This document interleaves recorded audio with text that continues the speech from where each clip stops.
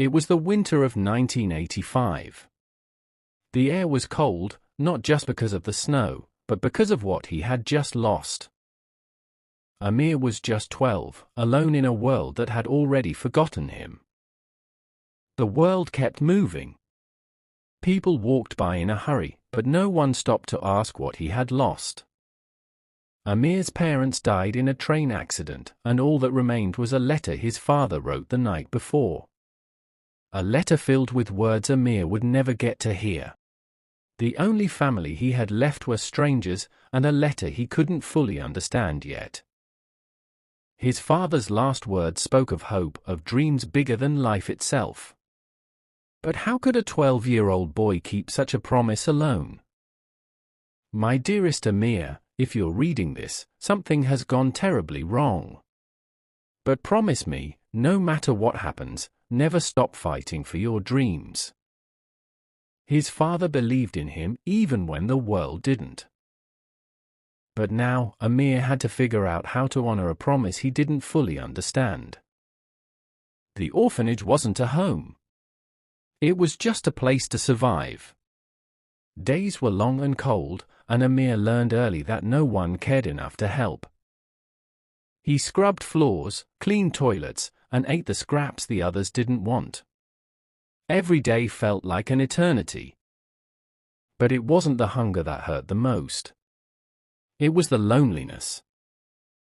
Then came Mr. Solomon. A retired teacher, a man who believed that education was the only key to change. Mr. Solomon didn't see a poor orphan boy. He saw potential, a mind that needed to be unlocked. He placed the first tool in Amir's hands, knowledge. For the first time in his life, Amir began to read, not to escape his reality, but to understand it. Each page turned was a step toward a new understanding of who he could become. What he discovered was more than just stories. He found courage, strength, and a belief that was his to hold. One morning, a poster changed everything. A national essay competition for underprivileged youth, and the winner would receive a scholarship. Amir stood frozen in front of it. Could his words mean something? Could they take him beyond the orphanage walls? He didn't know how, but he knew he had to try.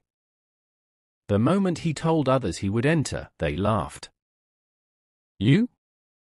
A writer? You don't even speak properly, they said. But Amir remembered the letter and the promise.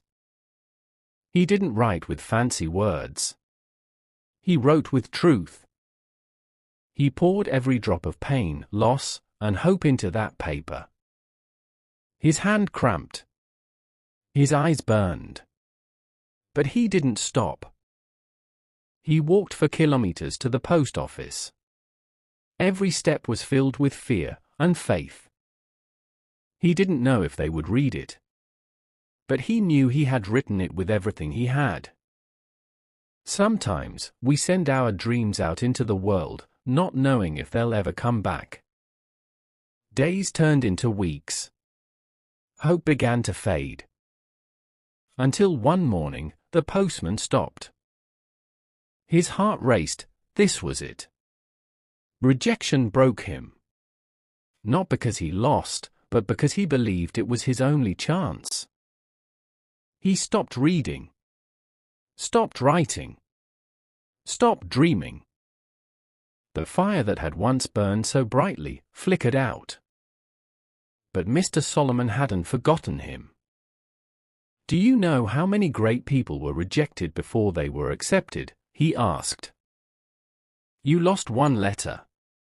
But you still have the pen. That night, Amir opened the notebook. And he began again. This time, not for a prize. Not for approval. But for purpose.